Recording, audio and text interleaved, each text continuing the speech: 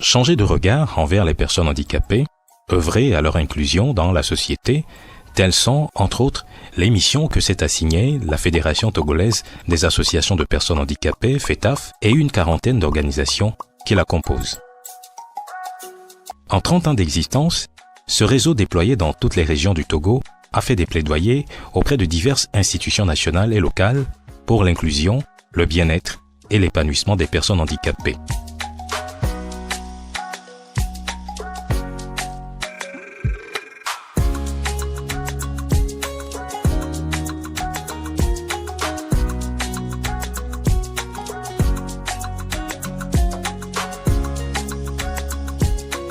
Avec l'effectivité du processus de décentralisation, suite aux élections locales de 2019, une nouvelle approche s'impose pour l'atteinte des objectifs.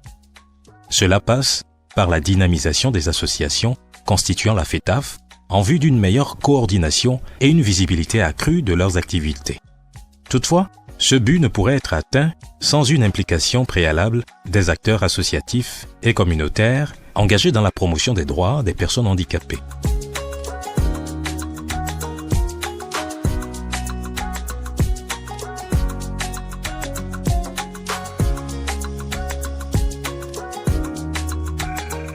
Au plan national, les plus hautes autorités ont fait en sorte que dans le PND, qui est notre référence nationale en matière de développement, notamment en son axe 3, il est prévu le renforcement de tous les mécanismes d'inclusion sociale. C'est plutôt un devoir, mais aussi un plaisir pour nous de faire en sorte que cette orientation générale des plus hautes autorités puisse être déclinée au niveau de la commune. Et donc c'est pour ça que nous avons, au-delà de l'appui que nous avons apporté donc à cette association dès notre arrivée, nous avons fait en sorte que désormais, dans notre budget de la collectivité, que nous puissions formellement inscrire une ligne budgétaire pour que chaque année nous puissions marquer notre adhésion, non seulement à la politique des plus hautes autorités, mais aussi de faire en sorte que cette association comprenne que dans la commune, tout le monde est utile. Et à toutes les décisions, nous incluons toujours les personnes handicapées, on les invite et c'est ensemble que nous discutons et nous programmons toutes les activités de la commune. Dans notre plan de développement, vous allez voir, on a programmé peut-être les constructions des écoles, on a toujours dit école avec rampe. Alors ça veut dire qu'on a inclus tout le monde. Donc tout ce que nous faisons comme activité, ils sont toujours pris en compte.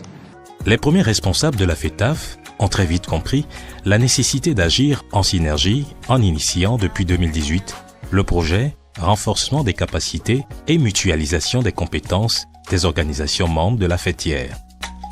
Soumis à l'Union européenne par l'entremise du programme de consolidation de l'État et du monde associatif Prosema et à la Fondation Liliane, ce projet a été validé et pour cause.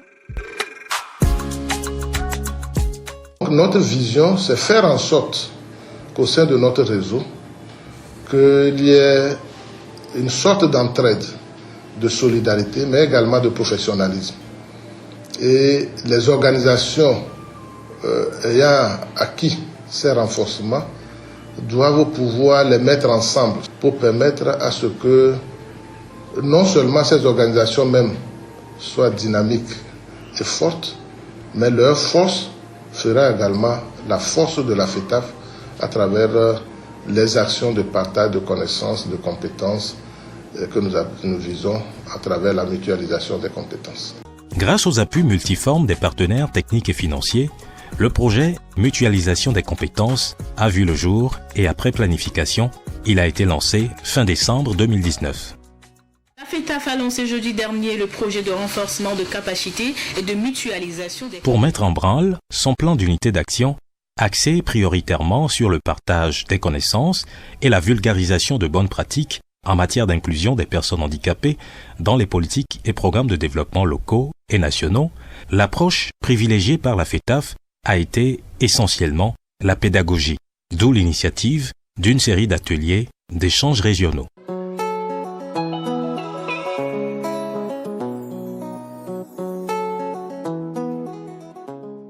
Dans un premier temps, nous nous sommes lancés dans un processus de renforcement de la connaissance des acteurs associatifs et communautaires sur les droits des personnes handicapées. Et c'est le plus important parce que pour nous, toutes ces compétences qui ont été acquises de façon concrète, c'est qu'il y a eu des ateliers de formation, mais également des appuis financiers à travers des appels à soumission de micro-projets pour permettre à ce que les organisations même s'essaient à travers les connaissances qu'ils ont eues sur la rédaction de projets. Mais également, il y a eu des appuis logistiques parce que nous savons que pour informer la population, pour sensibiliser sur les droits des personnes handicapées, il faut aller vers les communautés. Et cela nécessite des moyens de déplacement. Et la FETAF, dans le cadre de ces projets, a pu donner à ces organisations des moyens de déplacement, mais également des outils logistiques qui leur permettent d'animer des formations à leur niveau et des outils de visibilité. Ayant essentiellement en ligne de mire la consolidation des capacités organisationnelles des associations membres et autres organisations partenaires, le responsable du volet appui associatif à la FETAF a pris son bâton de pèlerin et sillonné pendant 1 an les 5 régions économiques du Togo avant d'achever son périple à Lomé commune. Objectif, mettre à exécution l'agenda du déroulement des sessions relatives aux ateliers régionaux. Que nous avons regroupé dans les organisations de développement. Nous allons tout à l'heure voir pourquoi on les met dans les associations de la société civile. Si nous voulons aller en rang dispersé, nous ne pourrons pas atteindre l'objectif qui est celui de veiller au bien-être de la personne handicapée au Togo. Alors nous avons très vite compris qu'il était important de mutualiser nos efforts parce que seul on va vite, mais ensemble on va loin. Donc nous sommes dans la dynamique d'aller loin, nous sommes dans la dynamique de construire une société togolaise inclusive dans laquelle la personne handicapée contribue activement au développement. Au cours de ces ateliers, les fondamentaux de la vie associative et la bonne gouvernance ont été passés en revue. Ainsi, des initiatives encore impensables hier ont pu voir le jour.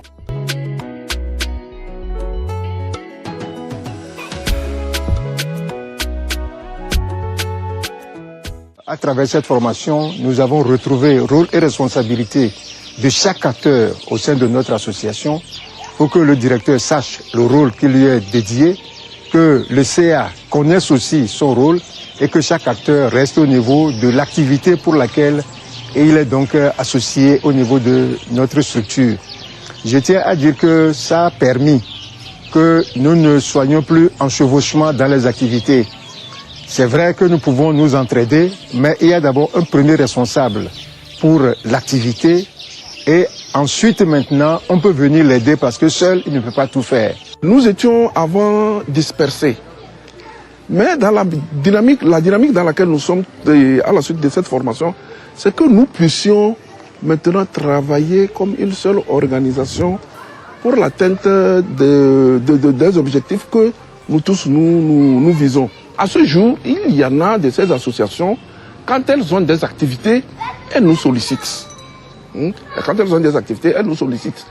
Il y a l'association Saint-Ange à Tchébébé, dans la préfecture de Sotouboua, qui nous avait contactés à la suite de cette formation pour que nous venions les appuyer à organiser une manifestation dans le cadre de la journée de 3 décembre. Les acquis de la formation ont permis aux organisations dans les différentes régions de s'organiser en réseau.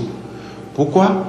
Nous avons parlé de la mutualisation des compétences. Ils ont compris qu'il fallait créer un réseau régional qui leur permettait, en tout cas un cadre régional d'échange et de partage d'expériences. Et ils font des réunions trimestrielles où ils nous envoient des rapports de leurs réunions pour justifier ou en tout cas pour avoir la preuve qu'effectivement la mayonnaise a prise pour ce qui est de la synergie au niveau régional. Des organisations de Lomé, elles ont créé une plateforme WhatsApp sur laquelle elles échangent leurs informations. Elles s'invitent à différentes activités. Et il y a même déjà trois organisations qui se sont mises ensemble pour écrire un projet. Hormis la mise en valeur d'une culture de solidarité et de complémentarité, la question du genre est un volet crucial pour la fêtière.